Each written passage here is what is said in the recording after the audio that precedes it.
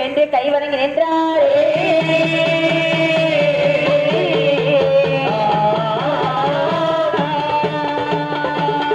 இப்படியாகவே தேவாதி தேவர் கொண்டு வந்த பால் குடத்தை வண்டிமலையை உலக்கு எடுத்தான். கொடுத்த ஒத்தி அடித்தான். குடமானது சில்லி சில்லியாய் சிதறுகின்றது. தேவாதிகள் மீண்டும் மட்டியடி என்று அடிக்கின்றார்கள். சரி, அழிவறுக்க முடியாது இந்த தேவாதி தேவர்கள் எவ்வளவுதான் அடி வாங்க முடியும். சிவபெருமானத்தில் வருகின்றார்கள். சிவபெருமானை அடிவணங்கி என்ன சொல்கின்றார்? அரகராத்திருக்கையிலே ஆண்டவரே கோவே, ஆண்டவரே கோவே, ஆண்டவரே கோவில் கோடி, ஆண்டவரே கோவே, அன்பருடன் கடலிலே அமர்ந்திருக்கும் பயனிவு மய சுமந்து குடந்து சுமந்து பாடு சொன்னால் கெட்டுவிடும்.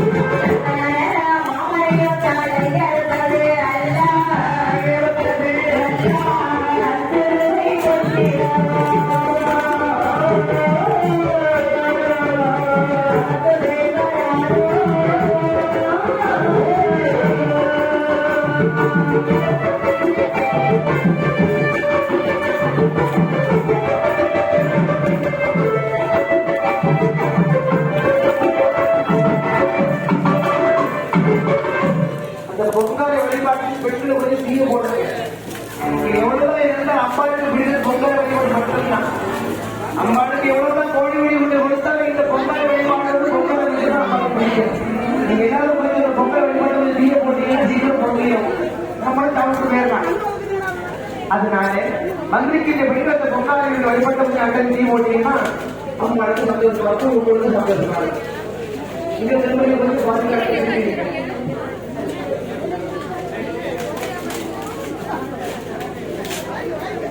ஆம்பளைங்க போட்டு இருக்காங்க. ஆம்பளைங்க பொங்கல் வைப்பாங்க.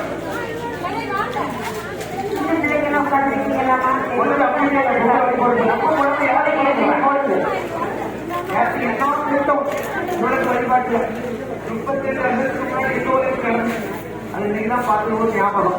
ஆமா, நானும் எங்க ஊர்லயும் அங்கேயும் முத்தாரத்து போயிருக்காங்க. ஒரு 15 நடத்துவாங்க. தலைவர் எல்லாரும் பெரிய கொண்டாடம் போடுவாங்க. 38 வருஷத்துக்கு முன்னாடி பார்த்து எனக்கு ஞாபகம் வருது. இந்த ஊருக்கு கொண்டாடுறாங்க. ரொம்ப சந்தோஷமா இருக்கிறது. ஆனா எங்க ஊருக்கு அதுல கிடையாது. எங்க ஊருக்கு கிராமமா இருக்குது, டவுனா மாறிட்டாங்க. வடக்கு பள்ளி வந்து வரமாட்டாங்க. ஏன்னா கீழே விட்டு போயிடும், நானும் விட்டு போயிடும். அதனால ஒருத்தர் நாங்க வாங்கம்மா பரிசா வாங்கம்மா பரிசா வாங்கம்மா பரிசு என்னப்படும் பரிசு எங்க வீட்டுக்காக வாங்கி சொல்றாங்க. அதனால அம்பாளுக்கு உகந்தது இந்த வழிபாடு செல்ல வழிபாடு எல்லா பேரும் நடந்து கொண்டு அந்த நோய் அகற்றியே போடுங்க. கண்ணுக்கு நல்லதுதா ஆகட்டு என்று இந்த தெய்வாதி தேவனும் சேர்த்து பகவான் நீங்கள் சொல்றது போது நாங்கள் 30 நாளிடத்தில் முடியாது. அதனாலே அப்படியே நாங்கள் பால்குடத்தை கொண்டு வந்த பால்குடத்தை சிறிய அடித்து உடைத்தார்கள். ஆண்டி பேயின் பித்தம் விமசி மன்னம் சிவபெருமானுக்கு இந்த பால்குடத்தை கொண்டு தருகிறீர்கள். தாங்களாய் சூழ்நிலை அடியடித்து அடித்து விட்டார்கள்.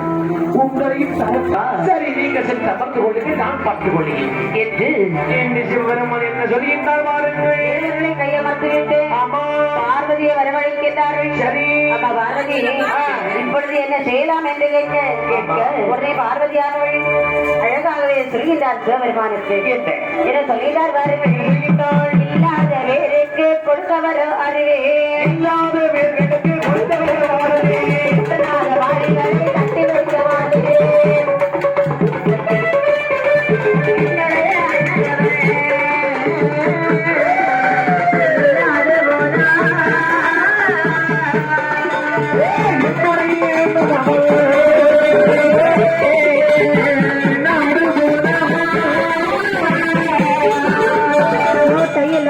குப்பன பிடிக்க